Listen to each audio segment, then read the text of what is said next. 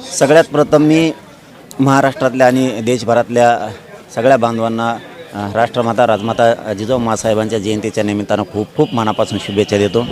मी दरवर्षीच जिजाऊंच्या चरणी नतमस्तक होण्यासाठी येतो. वर्ष असं आनंदी समाधानी जातं. आमचं याच्यापेक्षा उच्च स्थान दुसरं नाही आहे. आमच्यासाठी सगळं वैभव जिजाऊ माँसाहेब छत्रपती शिवराय हे सगळ्यात मोठं आमचं वैभव आहे आणि आमचं ऐश्वर्य आमचं वैभव त्यांच्यामुळे आहे. त्यांच्यापेक्षा या जगात या पृथ्वीतलावर आम्हाला कोणी मोठं नाही. म्हणून इथं येऊन प्रत्येक वर्षी आम्ही नतमस्तक आईच्या चरणी राजमातांच्या चरणी आम्ही नतमस्तक होतो. मुख्यमंत्र्यांनी येऊन शासकीय पूजा करावी अशी अनेक वर्षापासूनची मागणी होती. मुख्यमंत्र्यांची दखल घेतली मागणी. मी तर म्हणायलाच नाही पाहिजे म्हणतो. उगा आपलीच आबा आपण नाही घातली पाहिजे. एवढा 6-7 करोड समाज आहे. 12 ते 14 कोटी सगळ्या जाती धर्माचा समाज आहे. सगळे जिजाऊंना मानते. कोणाला म्हणायचं येतून जायतून त्यांनी यायचं नाही, त्याला काय बोलायचं? उलट बोलायचं नाही, येऊ नको म्हणा चल. या ठिकाणी विकास आराखड्याची घोषणा केली होती, तेव्हाही मुख्यमंत्री देवेंद्र फडणवीस होते. फक्त घोषणा झाली, आतापर्यंत काम होताना दिसत नाही. द्वेषानं माणूस जर एकदा भरलेला असला ना, त्याला फक्त स्वस्वार्थ दिसतो, पक्ष दिसतो आणि निवडून यायचं दिसतं. राष्ट्रमाता राजमाता जिजाऊ माँसाहेबांच्या जन्मस्थळावरचा विकास झाला पाहिजे हे दिसत नाही. म्हणून मी वारंवार समाजाला आवाहन करून सांगत असतो की मायमावल्यांना, सगळ्या मराठा समाजाच्या बांधवांना, की जो आपल्या मोठ्या पवित्र स्थानाकडे लक्ष देत नाही, जिजाऊंकडं त्या विकासाकडे लक्ष देत नाही, सिंदखेड राजाला रायगडाच्या विकासाकडे लक्ष दिलं जात नाही, शिवनेरीच्या विकासाकडे लक्ष दिलं जात नाही, अरबी समुद्रामध्ये छत्रपती शिवरायांच्या स्मारकाचं काय झालं, जे लक्ष देत नाहीत ना, मराठ्यांनी सुद्धा स्वाभिमानानं वागलं पाहिजे. मायमावल्यासहित सगळ्यांनी. जो आपल्या राजाची कदर करत नाही, आपल्या दैवताची कदर करत नाही, असल्यांना मतच द्यायचं नाही. जो आपल्या समाजाच्या विरोधात जातो, लेकरा बाळाचं आयुष्य बर्बाद झालं पाहिजे मराठ्यांच्या, जो उमेदवार असा विचार करतो किंवा त्याचा नेता विचार करतो, अशा लोकांना मराठ्यांनी वेळेवरती मत दिलं नाही पाहिजे. नसता समाज मग आपल्यावर हसतो. आपण समजून घेतलं पाहिजे कोण आपल्या आरक्षणाच्या विरोधात गेला होता, समाजाच्या विरोधात गेला होता आणि आज नेमका ते उभा आहे. आपल्या चळवळीतले कोण लोक उभा आहेत, कोण पोरं उभा आहेत, हे सुद्धा समाजाने लक्ष ठेवलं पाहिजे. काम करणाऱ्याला आपण सहकार्य केलं पाहिजे समाजाने, आणि समाजाला विरोध करणाऱ्याला मराठ्यांनी कधीच सहकार्य केलं नाही पाहिजे. या मताचा मी तरच आपला समाज पुढं जाईल आणि आपले दैवतसुद्धा त्यांच्याही तीर्थक्षेत्राचा विकास होईल. ते आपल्यावरती निर्भर असतं. आपण खंबीर राहिलं पाहिजे. आपण आपल्या समाजाची कोणी चेष्टा केली, आपल्या समाजाच्या लेकराबाळाची कोणी टिंगल केली आणि तो जर उभा असला तर वेळेवरती त्याची कधीच दयामाया करायची नाही. मग फिरायची वेळ त्याच्याकडे आली तरी चालेल. मतासाठी बोट मात्र तिकडं वळालं नाही पाहिजे. कट्टर मराठ्यांनी आणि कडवट वागलं पाहिजे आणि आपल्या चळवळीत उभा असणारं समाजासाठी काम करणाऱ्या पोरांना मदती केल्या पाहिजेत. अनेक नेते जे आहे आज प्रचारामध्ये व्यस्त आहे महापालिका, जिजाऊंकडे यायला त्यांना वेळ मिळाला नाही. म्हणूनच आता तेच सांगितलं मी की पुन्हा आपण तिथंच आलोय. कधीही मराठा समाजाने स्वाभिमान गहाण ठेवायचा नाही, कधीच ठेवायचा नाही. बहुजन वर्ग जेवढा आहे त्यांनी आपला स्वाभिमान गहाण ठेवायचा नाही. माँसाहेब जिजाऊंच्या जयंतीच्या निमित्तानं जर यांना यायला वेळी नाहीत, कशाचा पक्ष रे, कशाचा नेता? आपल्या दैवताच्या नतमस्तक व्हायला येत नाही आहे, इतकं स्वाभिमानी वागायचं. समाजाच्या दैवताच्या विरोधात गेलेला माणूस आणि त्याचा पक्ष नाही मतदान करायचं म्हणजे नाही, इतकं खानदानी वागायचं. तर आपल्या पुढच्या सगळ्या पिढ्या सुधारतील. आपली चेष्टा टिंगल करणाऱ्याच्या मागं आपणच पाळणार. त्यांनी काही घाण बोलला तरी आपले लोक त्याच्याच मागं पाळणार. आणि कसा विकास होईल तुमचा, तुमचे लेकरबाळ कशी मोठी होतील. त्यामुळे वेळेला इतकी खुन्नस ठेवली पाहिजे. यांनी अगोदरच्या काळात दैवताचा अपमान केला म्हणजेच विकास नाही केला, म्हणजे अवमानच येते एक प्रकारचा. विकास नाही केला याला मत द्यायचा नाही. कोणी समाजाला आरक्षण मिळू नये म्हणून विरोध केला, कोण समाजाच्या लेकराचं वाटोळं हो म्हणून गेलं, कोणचा पक्ष आता त्याचा कोण उभा राहिला आहे, इतकं बारीक लक्ष ठेवलं पाहिजे. कोण उभा राहिला आहे, ह्यो पाठीमागच्या वेळेस मीडियात सोशल मीडियात आपल्या समाजाच्या विरोधात बोललेला आहे का, हाही बोललेला, त्याला नाही मत द्यायची. कोण चळवळीत आहे, कोण समाजासाठी आपल्या दैवतासाठी झटतंय, याच्यावरती समाजाने लक्ष ठेवून तिकडंच त्यांना सहकार्य केलं पाहिजे. तर हे लोक भीत असतात. आपण कडवटपणा कट्टरपणा दाखवा तर आपल्या रायगडाचा, जिजाऊंच्या सिंदखेड राजाचा, शिवनेरीचा, अरबी समुद्रामधल्या छत्रपती शिवरायांच्या पुतळ्याचा, स्मारकाचा तरच विकास होईल. नसता नुसतं बोंबलत राहायचं मग. ते ह्या करीत नाही आणि ते करत नाही. तुम्ही टायमाला त्याला पाडीत नाही आणि तुम्हाला काय भेल ते परत आपणच बोंबलणार. शेतकऱ्याची कर्जमाफी व्हाय ना, शेतकरी कर्जमुक्त होत नाही, मालाला भाव मिळत नाही आणि निवडून तुम्हीच देत जा. आणि निवडणूक झाली की तुम्हीच येऊन म्हणणार, पारावर बसणार, गावात बसणार, काय हे सरकार काहीच करीना बुवा. मतदान करतो का त्या टायमाला तर डोळे झाकून करतात.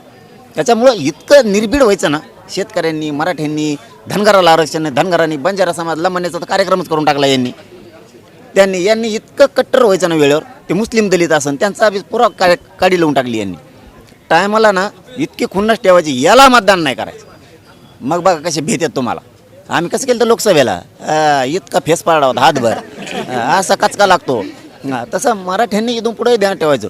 कोण समाजाच्या विरोधात बोललाय आता याला सोडायचं नाही. आता हे उभा आहे आणि आपल्या चळवळीचे पोरं कोण आहेत त्यांना सहकार्य करायचं. जिजामातेच्या या मातृ भूमीमध्ये येत असताना अनेक जिजाऊ भक्तांना 4-5 किलोमीटर ओलांडून गाड्या अडवल्या गेल्या. महत्त्वाची बाब म्हणजे इथं ज्या भौतिक सुविधा असायला पाहिजे त्या देखील सुविधा जिजाऊ भक्तांना नाही. त्यामुळे तत्काळ जो आहे जिजाऊ भक्तांचा वर्षी मोठ्या प्रमाणात प्रशासन पाहायला मिळालं. होईल, व्यवस्थित होईल. पुढच्या वर्षी करू ते काय मीडियाचा विषय नाही. पण जर त्यांनी प्रशासनानं म्हणा किंवा आता नियोजन समितीचं काय नियोजन मला माहीत नाही. मी फक्त जिजाऊंच्या चरणी नतमस्तक व्हायला होतो. पुढच्या वेळेस IG साहेबांना, आयुक्त साहेबांना, महसूलच्या आयुक्तांना, प्रशासनाला बोलून पुढच्या वेळेस योग्य ठिकाणी लोकांना सहज जाता येईल. जिजाऊ मासाहेबांच्या चरणी नतमस्तक व्हायला इतक्या जवळची पार्किंगसुद्धा उपलब्ध करून द्यायला प्रशासनाला सांगू. ते सगळं होईल. पुढच्या वेळेस सगळं करून देण्यात येईल. फक्त त्यांची समिती म्हणली पाहिजे हे करा. त्याने पुन्हा म्हणतो तू हे नाही काय केलं म्हणजे आमच्या गाड्या पाहिजे होत्या तिकडंच लांबच बऱ्या आहेत असं नको व्हायला. मग पार्किंग ते सगळं उभा करून देऊ. कसं काय लांब लावतात मग बघतो पुढच्या वर्षी. नगरपालिका निवडणुकांमध्ये मोठ्या प्रमाणावर पैशाचा वारेमाप वापर झाला असा आरोप होतो. आरोप होतो. अरे आहेच मग नोटा यांजवळ लय माले लय हाणलाय यांनी. आरोप नाही खरंच येते. यांजवळ काय होतो, यांचं खडकोजा होता का लोकांच्या याच्याने घेत होती. आता हे कपा खप बनलं वाटी देत ओरट होते तिथं आणि असा पांढरा फकाट शिरट घालतात. बाहेरूनच नोटा दिसत त्याच्या इथून असे देतो का नाही कोणाला काय माहीत पण वरूनच दिसतात नुसते कपा कप नोटा वाटी देत सगळा घोळ करतात.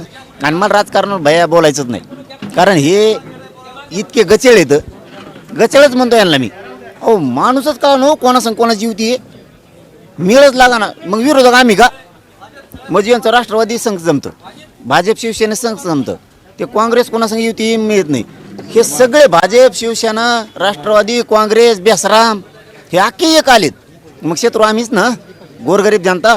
म्हणजे यांचा असा उद्देश आहे आपल्या पक्षाचा उमेदवार निवडून आला पाहिजे. युती कोणासंग करा म्हणजे तुम्हाला वाचवायला लागले.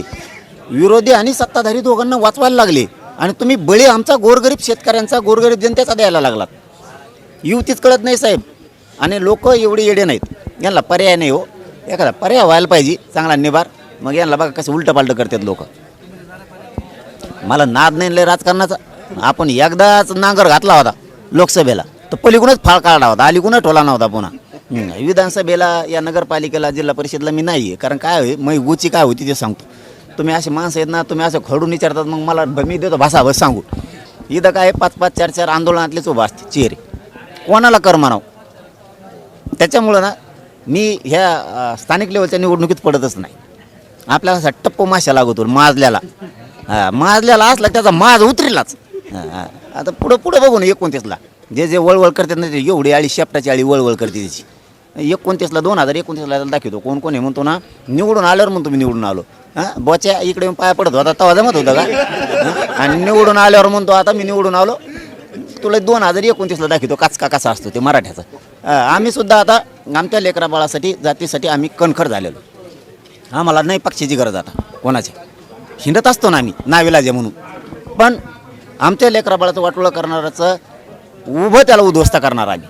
ही क्षमता मराठ्याने ठेवलेली आहे आणि तुम्हाला 2029ला दिसन मराठी काय चीज आहे. पण अन्याय झाल्यावर ह्या 2 वर्गांनी लक्षात ठेवायला पाहिजे. शेतकऱ्यांनी आणि मराठ्यांनी वेळेवरती आपला झालेला अवमान, पोरांची झालेली हेळसांड, पोरांचं झालेलं आरक्षणामुळे वाटलं हे कधीच मतदानाला जाताना विसरलं नाही पाहिजे. जो अगोदर विरोध करतो ना आता गोड बोलतो त्याला मतदानच नाही करतो. फक्त निवडून यायचं म्हणून गोड बोलतोय. उद्या त्याला पश्चाताप होईन मराठ्यांनो. तुम्ही जर पुन्हा पुन्हा मराठ्यांना विरोध करणाऱ्याला जर निवडून दिलं किंवा त्या उमेदवाराला निवडून दिलं तर तुम्हाला पश्चाताप होईल आणि हे लोक आपल्यावर हसतील. म्हणून वेळेला इतकं महत्त्व द्यायचं की वेळेला मतदान करून समोरच्याचा धोळाच वाजवी जायचा, सोडं जायचं नाही. ही माझी स्पष्ट भूमिका आणि मराठ्यांना माझी हात जोडून विनंतीसुद्धा आहे. 29 महापालिकांसाठी आता मतदान होणार आहे काही दिवसातच. मुंबईच्या महापालिकेवर भाजपचं जोरदार लक्ष दिसतंय. ते सगळेच एक आहेत भाऊ. मला तर आता भरोसाच आहे, मी बोलायचंच बंद केलं. एक टेबल आलता मध्ये बघा आता 8-15 दिवस कोणी टाकाला गणू एखादं त्यांचं जेवायला बसलं होतं चाबरा जाऊन असं एखादं कोणतरी त्यांना सगळं जेवायला बसलं आणि त्यांचाच फोटो टाकला. अख्ख्या पक्षात जेवायला आहेत भाऊ. मग काय करता, काय डोकं लावता, कुणाला म्हणता शिवसेना चांगली आहे म्हणता का, भाजप चांगलं आहे म्हणता का, काँग्रेस आहे का, बेसरामी आहे का, राष्ट्रवादी आहे का, कोण चांगलं आहे म्हणता. एका टॅबलावर जेवायला बसलेले फोटो टाकला. आणि काय करता, गोरगरिबाची प्रचंड मोठा अपमान आहे हो मताचा. आम्ही तुम्हाला तेच चांगले नाहीत म्हणून तुम्हाला दिले, आमच्या मताचा अपमान आहे देऊ. शिक्षक वर्ग त्यांना मतदान करतो, पोलीस करतो, महसूलमधला करतो, डॉक्टर वकील करतो, शेतकरी करतो, व्यावसायिक उद्योजक करतो, सुशिक्षित बेकार पोरं करतात, आता शिकणारे पोरं MPC UPCचे पोरं त्यांना करतात. ही मताचा अपमान आहे.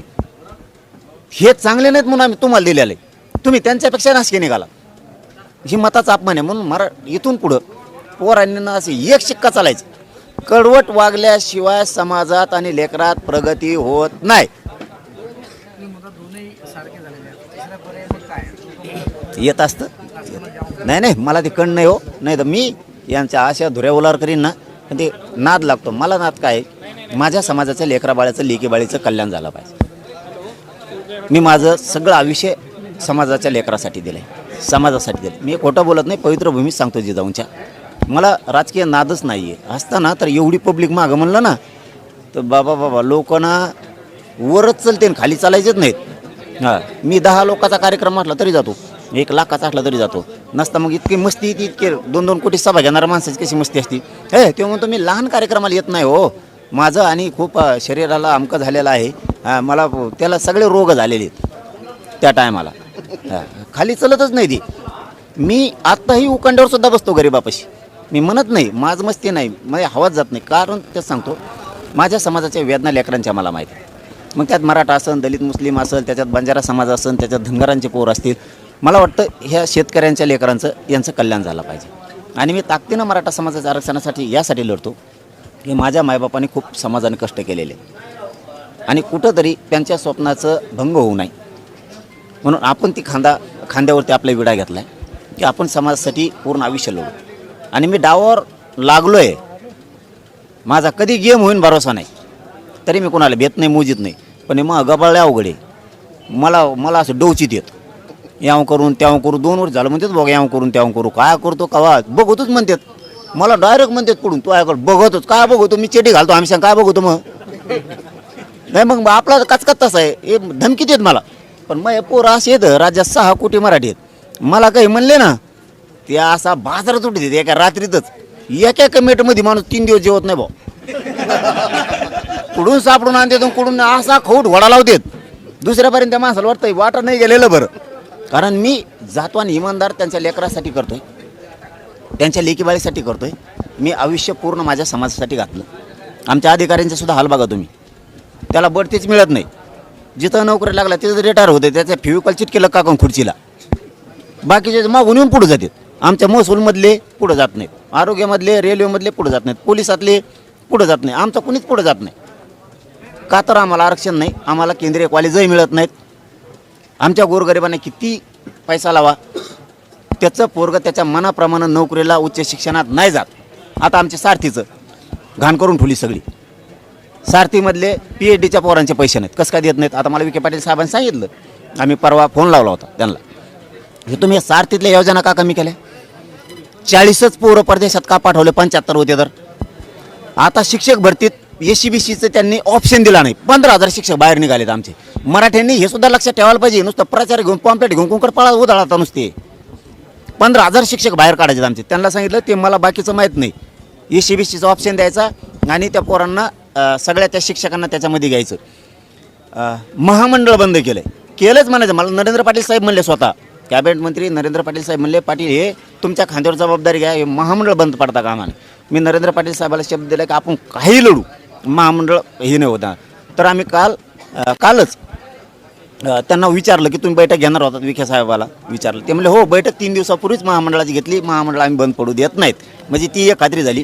आणि आता 19 तारखेच्या नंतर बैठका घेऊन महामंडळ सारथी व्यवस्थित सुरू करू. आणि पुन्हा ते ध्यानात आणून दिले त्यांच्या, म्हणलं मराठवाड्याचा JR काढला आहे ते प्रमाणपत्र वाटप सुरू करा, पण पश्चिम महाराष्ट्रातले 3 JR राहिले ते पटकून काढा, 3 गॅजेटचे ते पण काढतो म्हणून त्यांनी सांगितलं. MPCच्या पोराचा परवा मला त्यांनी शब्द दिलेला आहे असं करतो म्हणून. म्हणजे केंद्रीय मंत्री मुरलीधर मोहोळ साहेब आहेत, त्याच्यात शेलार साहेब आहेत, त्यात बरेच जण आहेत. ते विषय माझं काय राजकारण म्हणजे आपला विषय होता राजकारणात या तुम्हीचा तिथं मला तेव नाद नाही. तर मला वाटतं गोरगरिबाच्या सगळ्या जाती धर्माचे लेकरं जरी असतील त्यांचं कल्याण व्हावं. आईबापाला खूप कष्ट करावं लागतात. त्या विद्यार्थ्यात जात बघून नाही चालत, त्याच्या बापाचे कष्ट किती आहेत आणि त्या पोराच्या वेदना किती आहेत हे बघतो मी. म्हणलं होतं मराठ्यासाठी तर मी मोरस्तर लाडणार आहे म्हणून मराठा माझ्या मागे. मला कोणी कितीही टीका करू द्या माझ्यावर, मला ध्यान द्यायला वेळच नाही आहे त्यांच्याकडे. कारण ते पूर्ण आयुष्य माझ्यावर जे टीका करतात ना, खोट्या टीका करतात, यांचं उभं आयुष्य त्याच्यातच गेलं. हे समाजाला एक सुद्धा आनंदाचा दिवस देऊ शकले नाहीत. यांना जर एवढी काळजी होती समाजाची, ते यांचे हात बांधले नव्हते, यांच्या हातात समाज होता आधी, यांचे हात धरले होते का एवढी काळजी होती. तर मी माझ्या समाजाची काळजी घेतो, माझ्या समाजाच्या लेकराला आनंद देण्याचं काम करतो, सुखी समाधानी बघतो, त्यांच्या चेहऱ्यावरती हसू कसं येईल याच्यासाठी मी रात्रंदिवस झटतो. आणि मराठ्यांनी सुद्धा पक्षाच्या पलीकडं जातीच्या आणि लेकराच्या कल्याणासाठी वेळेवरती पक्षाला लात मारायची आणि इथून पुढं मराठ्यांचं एक कंड आहे तो सोडायचा. पक्ष पहिला धरतात ते, असं नाही करायचं. पहिली जात नंबर 1ला, नंबर 2ला पक्ष, तर आपल्यात प्रगती होईल.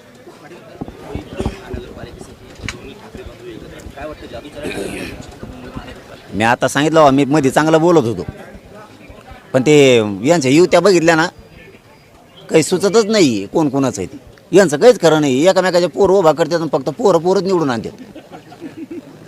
तुम्हाला खोटं वाटतं की तुम्ही मग मला टोकरून घेतलं का मग मी सांगतो सगळं. हे काय करतात, इकडे याचं पोरग उभा करतात, तिकडे त्याची पोरगी उभा करतात. आणि जो त्या मुख्य पदाचा आहे का त्याला दुसऱ्या वार्डात फिकी दे, त्याला म्हणजे तुला भारी आहे, तुला तोड नाही, तुला त्याच्या पुढे मिशा पिढी द्याश आहे, तुला तोड नाही, तू तिकडं उभं राहिली निवडून तिकडं उभं राहिलं पडत ते त्याचा वार्डा तो भरवून देईन त्याला. तिकडं का इथं घालतोय पोरगीन पोरगं काय उभा केलं इथं. म्हणजे यांनी एकामेकाच्या पोरं उभा करते ती.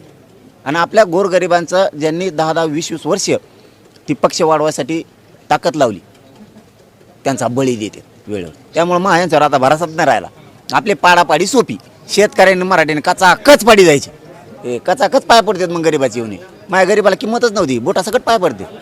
हो असं मी ना हाय तोवर तरी माझ्या समाजाची कॉलरच टाईट ठेवणार.